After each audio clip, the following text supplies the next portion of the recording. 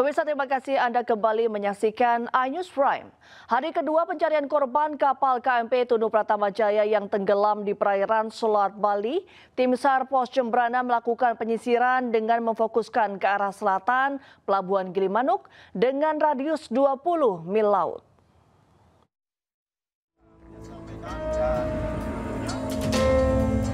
Proses pencarian korban kapal penumpang KMP Tunu Pratama Jaya yang belum ditemukan terus dilakukan tim SAR gabungan. Tim SAR Pos Jembrana dan Pos Buleleng turut membantu pencarian sejak pagi hari. Pencarian difokuskan ke arah selatan dan timur dari Pelabuhan Gilimanuk. Hal ini dikarenakan sebelumnya arus laut selatan Bali yang bergerak ke arah selatan membuat para korban banyak ditemukan terdampar di areal pantai Pebuahan, Desa Banyu Biru, dan Pelabuhan Gilimanuk dengan radius 20 mil laut. Sementara itu jumlah korban hingga saat ini sebanyak 35 orang, di mana korban selamat 29 orang dan 6 orang ditemukan meninggal dunia. Hingga saat ini posisi bangkai kapal belum ditemukan dan diperkirakan tenggelam di dasar laut. Sementara suasana di posko pengaduan Gilimanuk cukup lengang, hanya ada sejumlah petugas gabungan yang terus siaga. Dari Jembrana, Bali, Nyoman Sudika, iNews melaporkan.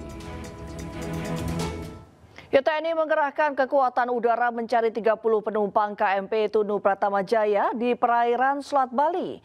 Pesawat udara CN-235 dikerahkan guna memantau dan mencari korban dari udara.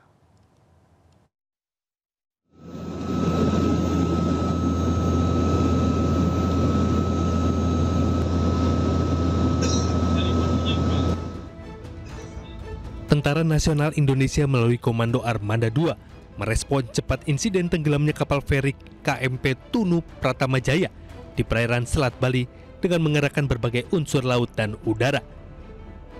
TNI memimpin operasi pencarian dan pertolongan untuk menyelamatkan 30 penumpang yang tenggelam akibat cuaca buruk. Koarmada 2 menerjunkan kekuatan penuh yang meliputi KRE Teluk ND, KRI Tongkol, 1 pesawat udara CN-235, 2 unit kapal angkatan laut, 1 unit rigid, inflatable boat, serta dukungan tim penyelam dan pasukan elit komando pasukan kata. Sebelumnya KMP Tunu Pratama Jaya mengangkut 53 penumpang, 12 anak buah kapal, dan 22 kendaraan mengalami kecelakaan laut dan tenggelam di lintasan Pelabuhan Ketapang Banyuwangi, Pelabuhan Gilimanuk, Bali pada Rabu malam. Dari Surabaya, Rahmat Ilyasan, iNews melaporkan. Pemirsa, keluarga korban tenggelam KMP Tunu Pratama Jaya masih bertahan di Posko Krisis Center di Pelabuhan SDP Ketapang, Banyuwangi, Jawa Timur pada Jumat dini hari. Mereka berharap tim SAR segera menemukan keluarga mereka. Sejumlah keluarga KMP Tunu Pratama Jaya yang tenggelam di Selat Bali terlihat bertahan di teras ruang tunggu pelabuhan. Teras pelabuhan saat ini diubah menjadi Posko Krisis Center. Beralaskan karpet dan selimut apa adanya, mereka tidur dan menunggu informasi tentang keberadaan serta kondisi anggota keluarga mereka yang hilang. Bisa ditemukan, polisi dia pulang. Karena di situ kan kalau di PT-nya dia sudah absen, tapi kalau di sini kan belum absen, kan dia waktu itu nggak tugas, tapi seluruh HPK suruh ikut kapal situ. Sementara data penumpang yang berhasil ditemukan berjumlah 36 orang. 31 orang ditemukan selamat dan 6 orang lainnya ditemukan telah meninggal dunia. Sedangkan 29 penumpang lainnya masih dalam proses pencarian.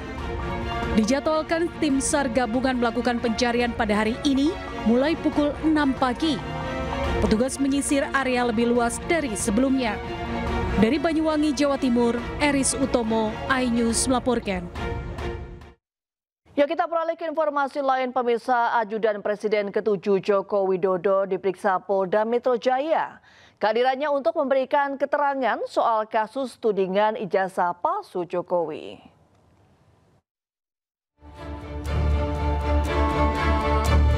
Ajudan Presiden ke-7 Joko Widodo, Kompol Syarif Fitriansyah diminta keterangan oleh Polda Metro Jaya terkait kasus ijazah Jokowi. Kompol Syarif datang ke Polda Metro Jaya pada Kamis siang. Ia datang bersama dengan kuasa hukum Jokowi, Yakub Hasibuan. Saat tiba, keduanya bergegas masuk ke dalam gedung di Treskrimum Polda Metro Jaya. Menurut Kompol Syarif, kehadirannya di Polda Metro Jaya untuk memberikan kesaksian atas kasus tudingan ijazah palsu kepada Jokowi.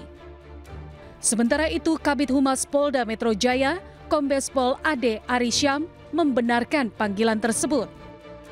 Sebelumnya, Polda Metro Jaya menerima pelimpahan dari 4 Polres di wilayah Polda Metro Jaya terkait laporan yang dibuat oleh Jokowi. Jokowi menyerahkan sejumlah barang bukti dalam laporannya terkait tudingan ijazah palsu miliknya. Hingga kini, kasusnya masih berjalan di Polda Metro Jaya. Tim Liputan iNews melaporkan. Ya, pakar telematika Roy Suryo menduga adanya keterlibatan mantan Wakil Menteri Desa Pembangunan Daerah Tertinggal dan Transmigrasi Paiman Raharjo dalam kasus ijazah Jokowi. Roy Suryo CS bahkan membawa seorang pemilik kios di Pasar Pramuka yang mengaku kiprah mantan Wamendes Paiman Raharjo di sana.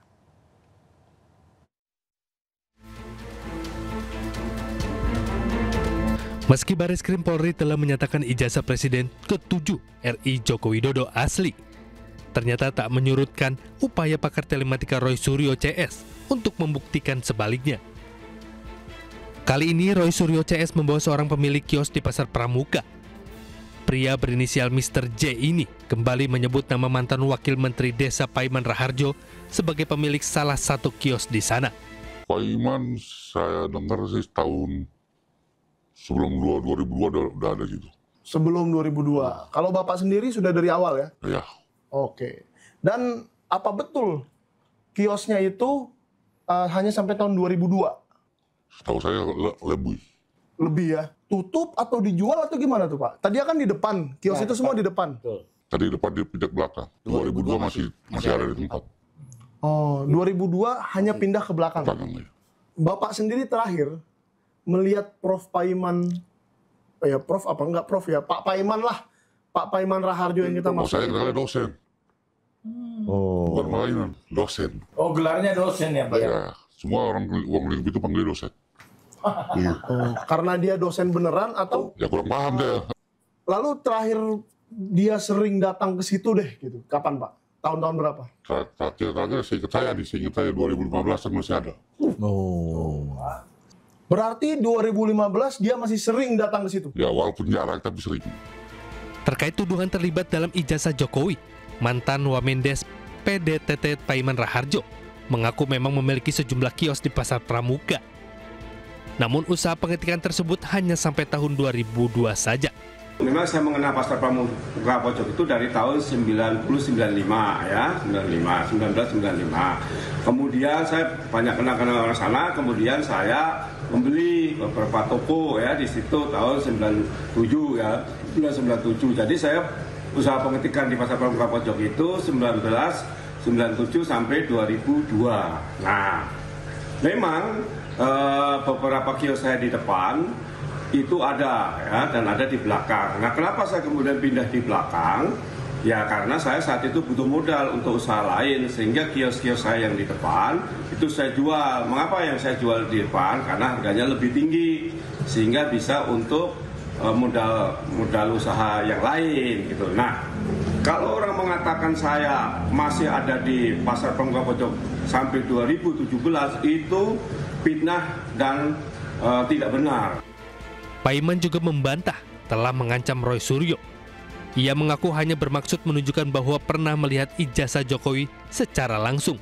Padahal saya itu sebagai sahabat Mas Suryo, itu memang saya WA. WA itu tujuan saya, karena saya sudah melihat ijazahnya Jokowi, kemudian dari UGM sudah menjelaskan bahwa asli, Bareskrim Polri juga sudah menjelaskan asli, maka saya sebagai sahabat itu hanya memberikan saran, ya, mengenai saran Mas, sudah karena memang ijazah Jokowi asli, saya sendiri sudah melihat gitu. Tapi kenapa malah saya dituduh otaknya dan sebagainya?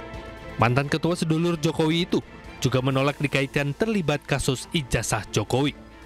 Tim Liputan iNews melaporkan. Ya, sementara itu pemirsa, sedulur Jokowi dari berbagai daerah menuntut Roy Suryo CS meminta maaf pada Ketua Umum sedulur Jokowi Paiman Raharjo. Hal ini dilakukan karena Roy pernah menyebut mendapat ancaman dari Paiman melalui pesan WhatsApp. Sedulur Jokowi Jakarta Timur menentang, mengutuk, mengecam tuduhan yang dilontarkan oleh Roy CS terhadap Ketua Umum kami, Bapak Profesor Dr. Haji Paiman Raharjo, yang dituduh mencetak ijazah palsu Jokowi di Pasar Pramuka Pojok. Tuduhan itu merupakan fitnah yang keji. Oleh karena itu, polemik keaslian ijazah Presiden ke-7 Joko Widodo kian memanas. Sejumlah sedulur Jokowi dari berbagai daerah menuntut Roy CS meminta maaf karena diduga melontarkan tuduhan terhadap Paiman Raharjo, Ketua Umum sedulur Jokowi. Kami meminta 2 kali 24 jam Suryo CS itu mohon minta maaf. Jika dalam waktu 2 kali 24 jam tidak meminta maaf, maka kami sedulur Jokowi, DPP dan seluruh Indonesia sedulur Jokowi akan melakukan aksi dan membawa hal ini ke ranah hukum. Sebelumnya, pakar telematika Roy Suryo menduga adanya keterlibatan mantan Wakil Menteri Desa, Pembangunan Daerah Tertinggal dan Transmigrasi periode 2023-2024 Paiman Raharjo dalam kasus dugaan ijazah palsu Jokowi. Roy menyebut mendapatkan informasi bahwa Paiman memiliki usaha fotokopi dan pengetikan skripsi di Pasar Pramuka, Jakarta. Selain itu, Roy juga menyebut mendapat ancaman dari Paiman melalui pesan WhatsApp. Itu mengirimkan WA yang bernada intimidatif ya. Meskipun awalnya itu dengan kata-kata salam, sahabat, tetapi pada pokoknya dia kemudian memaksa saya, mendesak saya untuk minta maaf dan menghentikan upaya pembongkaran ijazah palsu dari Jokowi. Saya waktu itu mengabaikannya karena saya anggap ini tidak sopan ya gitu. Karena dia kemudian bahkan menunjukkan kalimat ya, dia menuliskan kalimat bahwa supaya keluarga saya aman.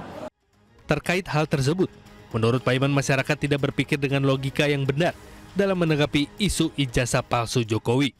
Ini kan hanya ibaratnya omongan pepesan kosong ya, orang menuduh ijazah Jokowi palsu, tetapi nggak bisa menunjukkan asli. Ini loh Pak Jokowi, ijazah Bapak palsu, ini loh aslinya nggak sesuai dengan yang asli. Nah ini nggak, karena masyarakat tidak bisa berpikir secara benar, maka ini ditangkap, oh palsu, udah jelas-jelas institusi yang mengeluarkan ijazah mengatakan asli.